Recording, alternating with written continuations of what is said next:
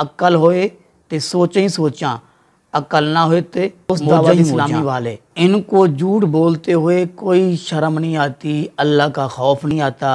اتنا بڑا جھوٹ مولانا الیاس قادری صاحب کہتے ہیں کہ ایک حکایت بیان کرتے ہیں۔ السلام علیکم ورحمۃ اللہ وبرکاتہ۔ محترم دوستو بھائیو، علم غیب اللہ رب العالمین کا خاصہ ہے۔ اللہ رب العالمین کے سوا علم الغیب، غیب کا علم کوئی جاننے والا نہیں ہے، اور کسی کو پتہ نہیں ہے کہ یہ جو مر رہا ہے یہ جنت میں جائے گا یا جہنم میں جائے گا۔ اور کوئی شخص، کوئی اللہ کا ولی یہ نہیں کہہ سکتا کہ اس قبر والے کو عذاب ہو رہا ہے یا جزا مل رہی ہے۔ یہ اللہ رب العالمین ہی جانتے ہیں۔ اللہ رب العالمین کے بتانے سے اللہ کے انبیاء، اللہ کے نبی جانتے ہیں۔ یہ ہمارے دعوت اسلامی والے، ان کو جھوٹ بولتے ہوئے کوئی شرم نہیں آتی، اللہ کا خوف نہیں آتا۔ اتنا بڑا جھوٹ مولانا الیاس قادری صاحب کہتے ہیں کہ ایک حکایت بیان کرتے ہیں۔ ایک قبر سے چیخ و پکار کی آواز آنی شروع ہوئی تو لوگ دوڑ کے حضرت عبدالقادر جیلانی رحمۃ اللہ علیہ کے پاس ہے اور کہنے لگے کہ قبرستان میں ایک قبر سے چیخ و پکار کی آواز آ رہی ہے تو آپ کرم فرمائیے۔ تو آپ نے پوچھا کہ کیا وہ میرا مرید تھا؟ لوگوں نے لا علمی کا اظہار کیا، اور پھر پوچھا کہ کیا وہ میری کبھی محفل میں آیا؟ تو لوگوں نے کہا ہمیں پتہ نہیں ہے، اور کہا کہ کبھی اس نے ہمارے ساتھ کھانا کھایا؟ لوگوں نے کہا کہ ہمیں پتہ نہیں ہے۔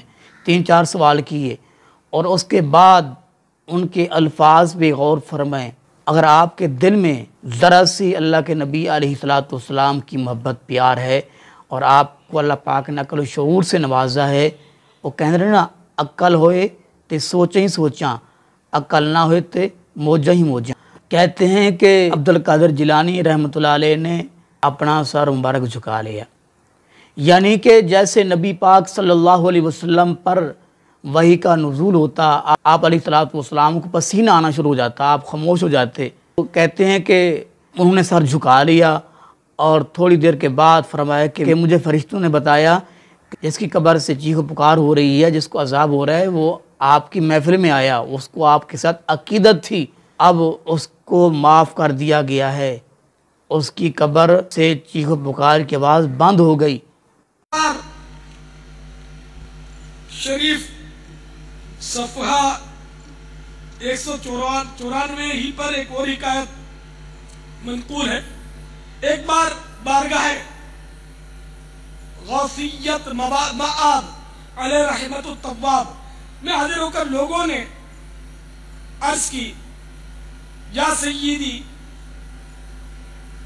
قبرستان میں ایک قبر سے مردے کی چیخ و پکار کی آوازیں آ رہی ہیں، مرشدونا کرم فرمائیے، بیچارے کا عذاب دور ہو جائے۔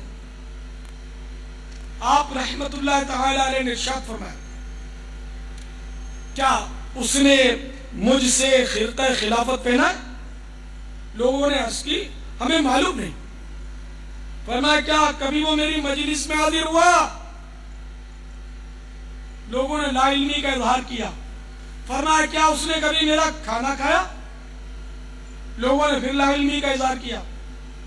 آپ رحمت اللہ تعالی علیہ نے پوچھا، کیا اس نے کبھی میرے پیچھے نماز پڑھی؟ لوگوں نے وہی جواب دیا۔ تو سرکار غوث پاک رحمت اللہ تعالی علیہ نے سر مبارک ذرا سا جھکا لیا،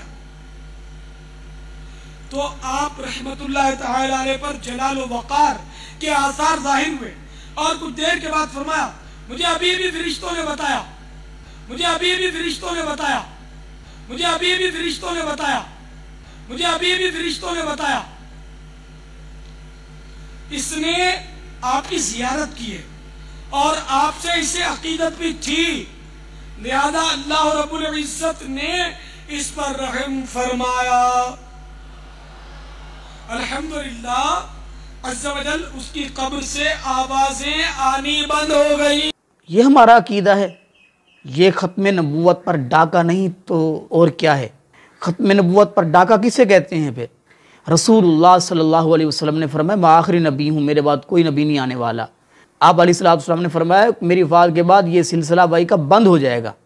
آپ علیہ السلام نے فرمایا ہاں وحی کا سلسلہ بند ہو جائے گا لیکن مبشرات کا نہیں۔ صحابہ کرام نے پوچھا تو آپ علیہ السلام کو فرمانا چاہیے تھا کہ نہیں، الہام ہوتا رہے گا، لوگ بیٹھے ہوں گے میرے امت کے ولی، ان کو سب کو دکھا دیا جائے گا۔ تو آپ علیہ السلام نے ارشاد فرمایا مبشرات یعنی کہ سوتے ہوئے میں سچے خواب آنا، یہ مبشرات ہیں، ان کا سلسلہ یعنی کہ سچے خواب آتے رہیں گے لوگوں کو۔ تو یہ لوگ کیا کر رہے ہیں؟ فرشتے اللہ کے نبیوں کے پاس آتے ہیں، اللہ کی قسم ہے یہ ختم نبوت پر ڈاکہ ہے۔ ان ظالموں کو یہ نہیں پتہ کہ ہم اللہ کے نبی صلی اللہ علیہ وسلم کی شان چھین کر عبد القادر جیلانی کو دے رہے ہیں، جن کا کتاب و سنت میں کوئی ثبوت نہیں ملتا، اور یہ اس بات کا دعویٰ کر رہے ہیں۔ نبی پاک علیہ السلام جا رہے ہیں اور 7 صحابہ، تو 2 قبر والوں کو عذاب ہو رہا ہے، اور آپ علیہ السلام سے پوچھا گیا کہ کیا معاملہ ہے؟ صحابہ کرام سے بڑا کوئی ولی ہو سکتا ہے؟ صحابہ کرام نے پوچھا، آپ نے فرمایا یہ 2 قبر والوں کو عذاب ہو رہا ہے، ان دونوں کا قصور یہ تھا کہ ایک پیشاب کے چھینٹوں سے پرہیز نہیں کرتا تھا، نہیں بچتا تھا، اور دوسرا آپ علیہ السلام نے فرمایا کہ وہ چغلی کھاتا تھا۔ تو آپ علیہ السلام نے فرمایا کہ میں نے پھر سوچا کہ میں اللہ سے دعا کروں کہ اللہ رب العالمین میری امت کے لوگوں کو قبر کے عذاب، جو قبروں میں لوگوں کو عذاب ہو رہا ہے، وہ ان کی آواز کو سنوا دے، دکھانا نہیں، سنوا دے۔ تو آپ نے فرمایا کہ مجھے خوف لگا کہ کہیں تم اپنے مردوں کو دفن کرنا نہ چھوڑ دو، اس لیے میں نے یہ خیال ترک کر دیا۔ اور ہمارے یہ دعوت اسلامی والے ہمارے بھائی اور مدنی چینل والے یہ کیا کر رہے ہیں؟ یہ کیا کہہ رہے ہیں؟ یہ اللہ پاک نے ان کو شعور نہیں دی، عقل نہیں دی۔ لَقَدْ خَلَقْنَا الْإِنسَانَ فِي أَحْسَنِ تَقْوِيمٍ، انسان کو اعلیٰ قسم کا بنایا، اور تمام مخلوقات پر اللہ رب العالمین نے انسان کو فضیلت بخشی ہے، اور پھر یہ ڈاکے خود نبوت پر ڈالیں، اور پھر مرزا قادیانی کو رستہ کس نے گھڑ کے دیا؟ اللہ رب العالمین سے دعا ہے اللہ رب العالمین ہمارے ان بھائیوں کو ہدایت نصیب فرمائے، اور اللہ رب العالمین سے دعا ہے اللہ رب العالمین ہم سب کو صحیح بات، حق بات سمجھنے کی، سننے کی، اور اس کے بعد اس کو قبول کرنے کی توفیق نصیب فرمائے۔ آمین۔ آخر دعوانا الحمدللہ۔